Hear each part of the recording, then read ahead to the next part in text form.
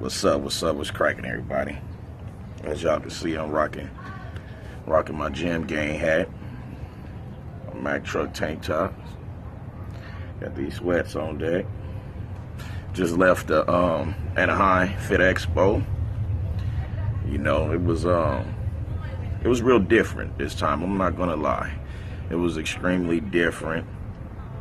The energy was totally off. Now,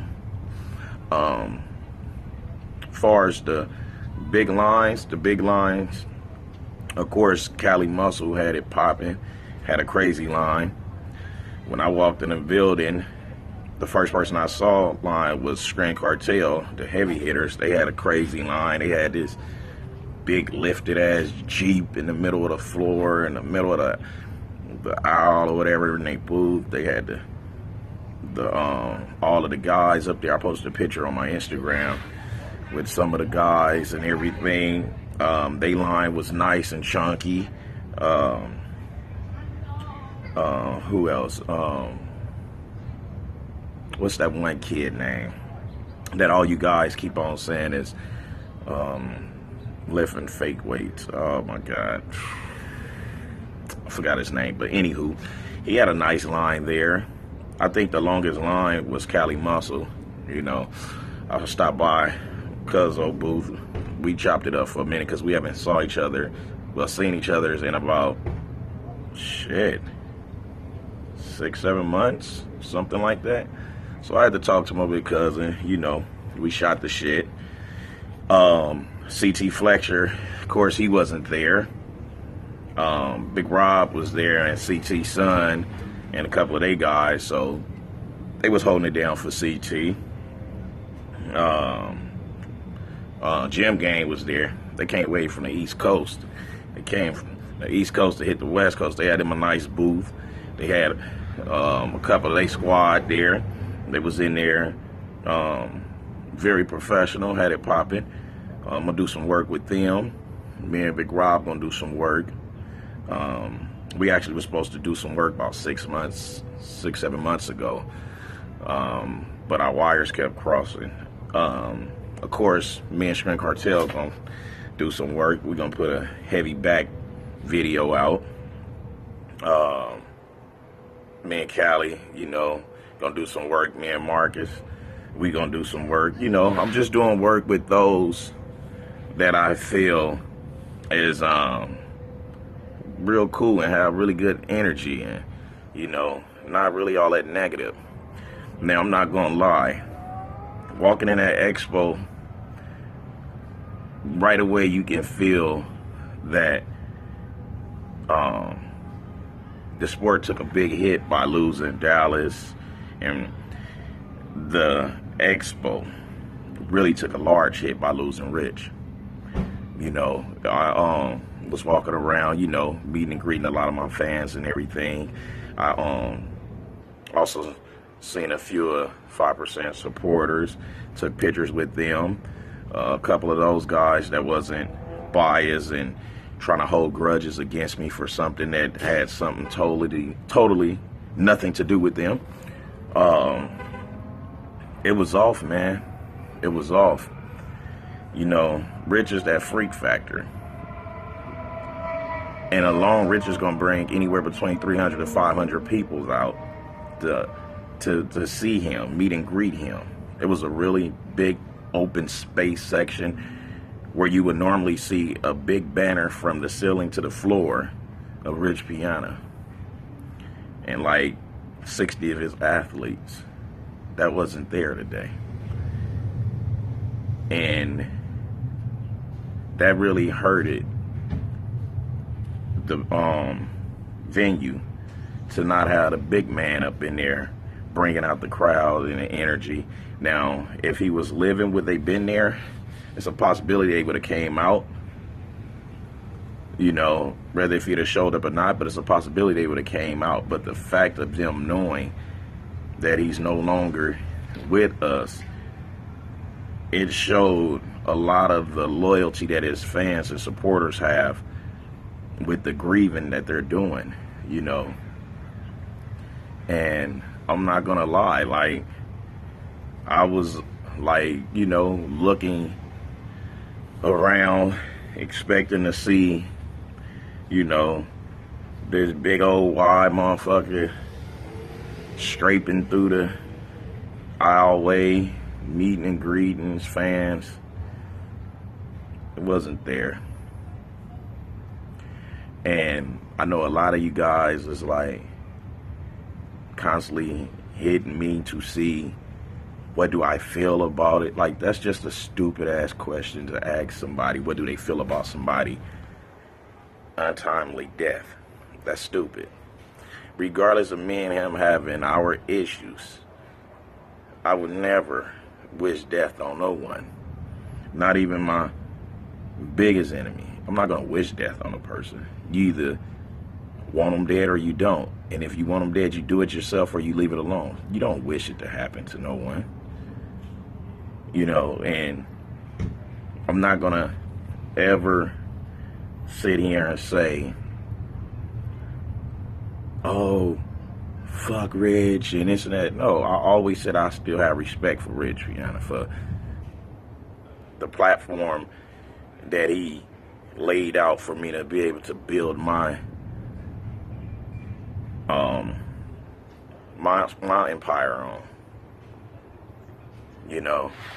And I was glad that out of everybody that was coming up to me, they wasn't saying, so how you feel about Rich and this and that, because I don't want to answer no shit like that. Now, this week has been rough out the gate. Yes, we lost Dallas. We lost Rich Piana, which you guys got to remember, me and Rich Piana were really good friends. Really good friends. So it's not like how you guys are fans and supporters and followed his videos. So of course it's going to be way different from me. So I did not only lose an old friend, I also lost an aunt.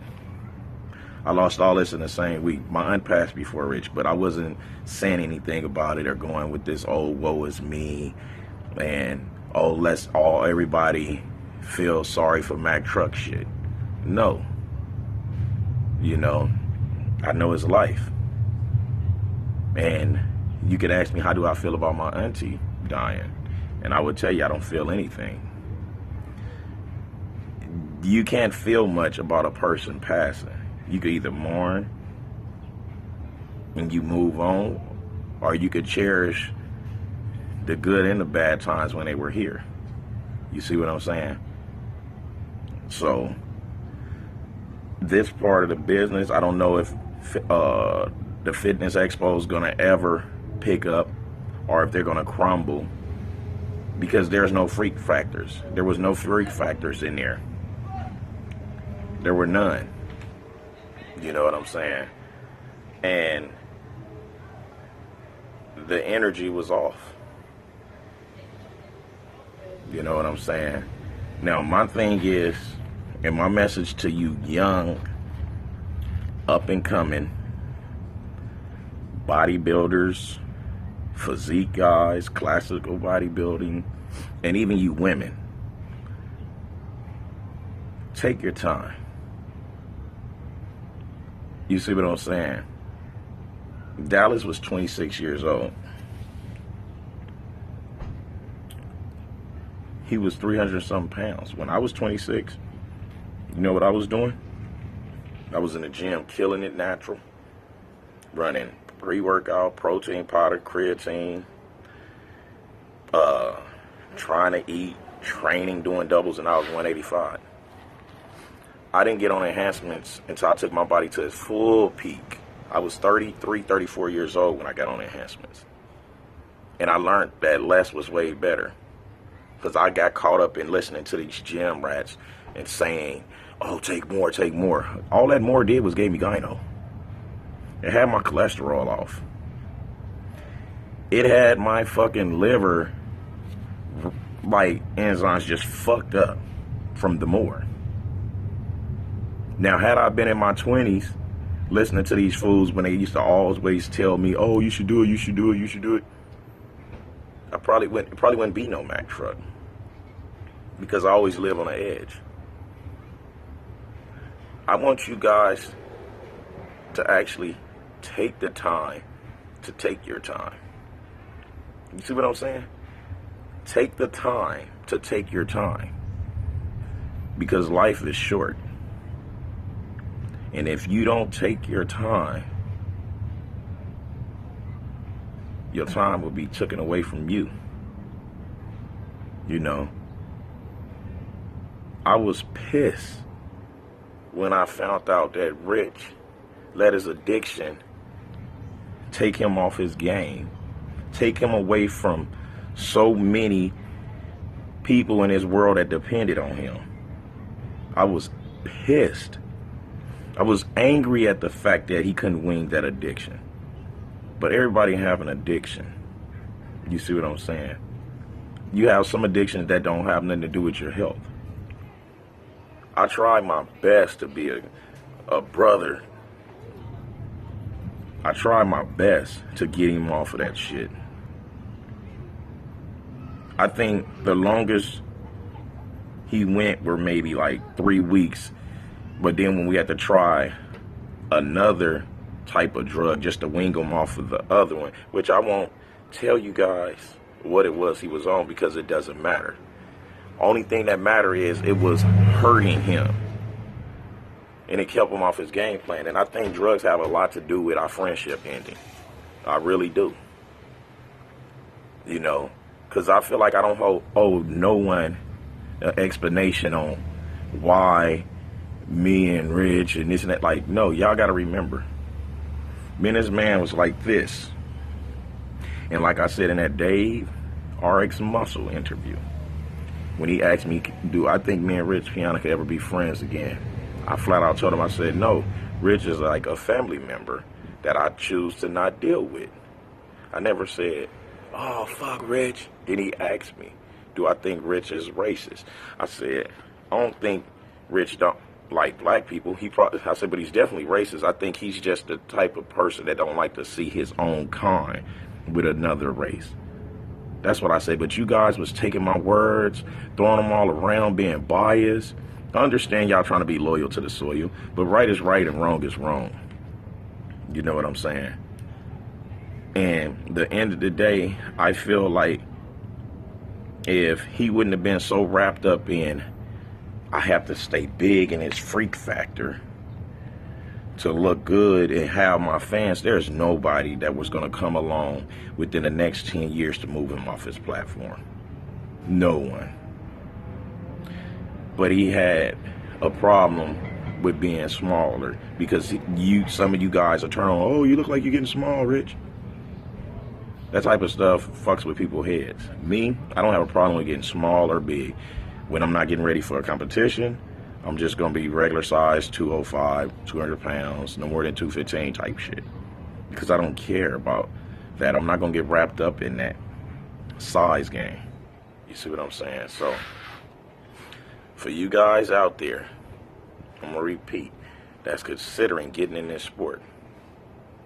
Take your time. Take your time. You know, give yourself time to grow to your full peak, full potential, because there's so many teenagers on this shit. You know, there's nothing Rich did in life showed that he's seen himself with a long future. Nothing. Everything he did was extreme. All the work he did to his body, you remember the protocol that he put on Instagram of the dosage and the different compounds that he was running. There's nothing he did that showed that he wanted to be an old man in life. He lived it exactly the way he wanted to. So why would I feel sorry for Rich? I feel sad about the situation. I'm not going to feel sorry for somebody that lived their life the way they wanted to.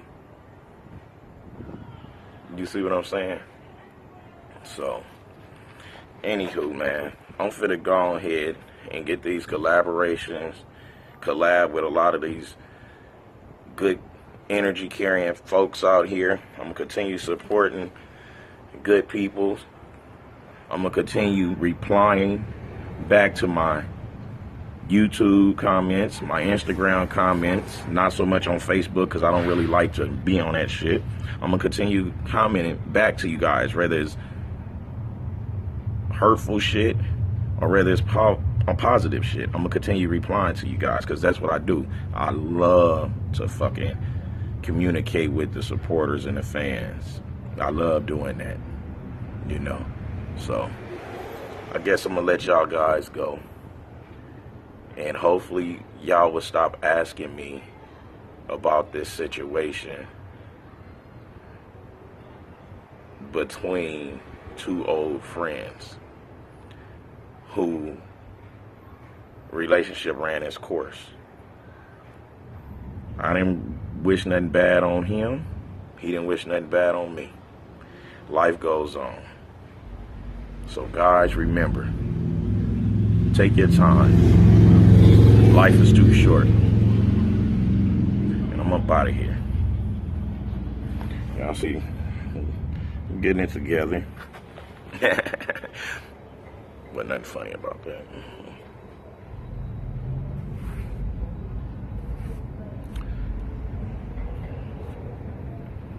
Enjoy the ride.